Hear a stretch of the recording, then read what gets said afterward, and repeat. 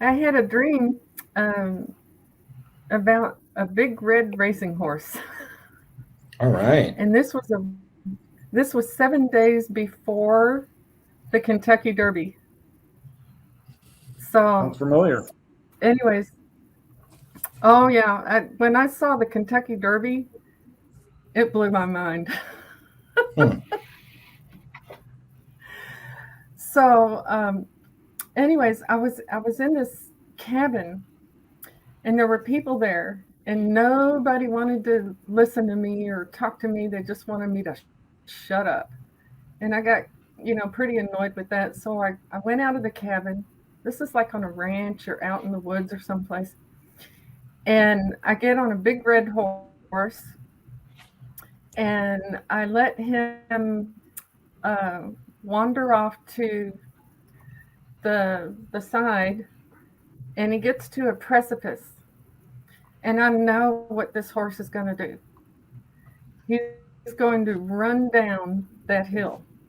And we're talking a 70% incline going down into the bottom. And I don't know if I can Hold it there. get okay, so down in the bottom here is a canal. Uh, And it's going down about a quarter mile. And I'm on a quarter horse. Huh.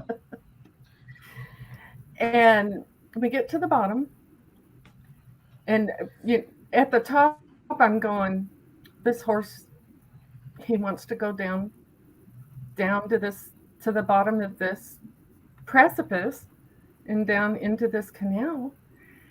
And I just give him his head. All right, take it.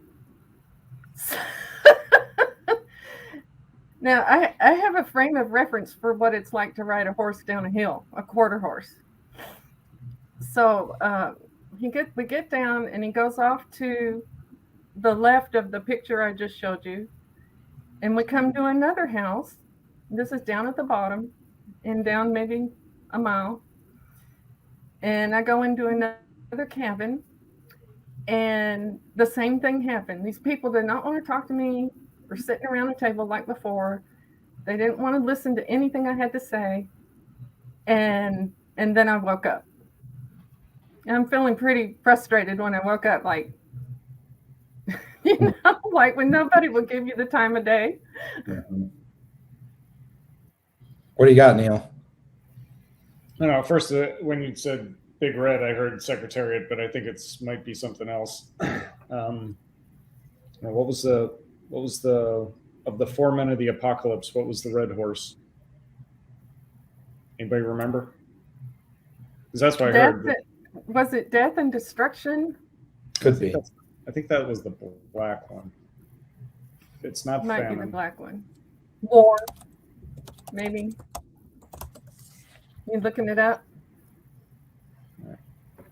All the Bible scholars out there help us out. The first horseman, a conqueror with a crown. Oh, that's a white horse. Christ. The second is the Yeah, great the sword. white Rides horse the is red. first. Second is War and bloodshed. The War red and one? blood. okay. Yes. The red, War. the red one is war and bloodshed. War. I guess that makes sense. War. So you're in a cabin. You're in an environment it's not your home. You're either a visitor into a group of people that don't value you. I seem to remember doing another one with you on with a similar situation. Is that true, or is that where people wouldn't listen to you? They wouldn't take they wouldn't accept your gifts the way they are, and they just wanted you to pretty much be quiet and leave. And it's kind of the same thing with this one. It's in the both cabins. If we didn't do it before, it's twice in this, so it's kind of like it's a repeat. People just don't value you and the gifts that you have. I don't know if the people that you hang around now make you feel like that, but that's what this is pointing to. It's not your house, and you keep going from one place to another, and you get the same result. But it's interesting that the mode of transportation that you have between the first cabin and the second. You hit this precipice, that seems impossible to actually get down, but you're going to get it. You let the horse go. You let the horse be a horse, and you don't control it. Kind of like what the people. This is how you wanted. If you were the horse, you would have wanted the people in the cabin to be your rider. You would have wanted them to let you go, let you run, and be the horse that you are meant to be. So it's almost like the role is reversed. It's like you're the horse, but not the rider. So you need a rider who's going to let you run. And you can get down the hill. You can do some impossible things. Obviously, you did. You went down this precipice. It's a quarter mile deep into a ravine. It's like, who'd have thunk you'd be able to do that? Well, you can do that. And I'm kind of convinced that you're the right horse in this particular game. And so you get to the bottom and you go another mile down the ravine to another cabin and you get the same treatment. But that's where it ends. So I'm just encouraging you to be the horse that you're meant to be. And, you know, these people that don't value you, you don't need them. You need to run. No. Not sit around in a cabin. You're meant to be outside doing and running and being the horse that you're supposed to be. Not that you're a horse. You're a beautiful woman, and not a horse. It's a lot more fun.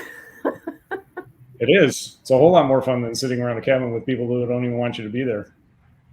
Well, you know, can I tell you a little quick story? Absolutely. A number of years ago, my sister bought a barrel racing horse, and from the Bar King Ranch in Texas. It's a registered quarter horse, and she let me get on it and ride it. And she was a retired barrel racing horse, but apparently Sissy Bar King didn't get the memo. And I'm at the top of the hill, like in my dream, and only this time it's about a 10% grade. 16 is steep, 10% is doable. And it was, I gave her a little kick. Well, she took off like a shot out of a cannon, and both my feet come out of the stirrups, and she's racing down this hill. And I'm going, nothing prepared me for what was about to happen. I mean, she took off like a shot. She's in a rodeo running a barrel race. She's or running a quarter mile, which she ran me a quarter mile. The stirrups are flopping and hitting the side of her, telling her to go faster, faster, faster. And I finally get down this hill, and I'm able to, I said, if I turn her, she's going to throw me, because they can turn very quickly around these barrels. And then they go the other way and spin around the other way. There was no way that I could, with no feet in the stirrups, only able to have the reins.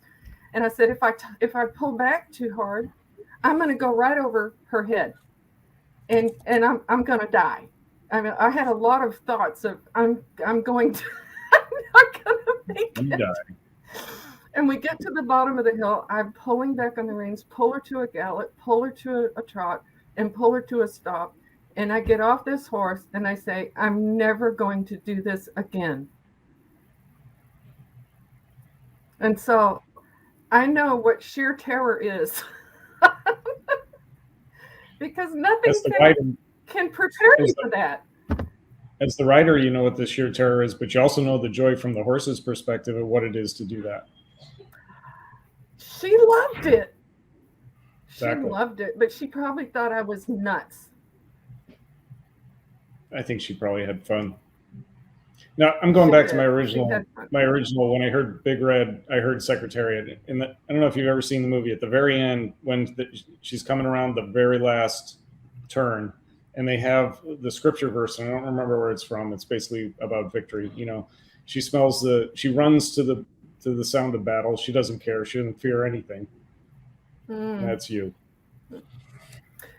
And you know, the quarter horse I rode was a big red horse, and I thought of Secretariat, who is the grandsire of Rich Strike.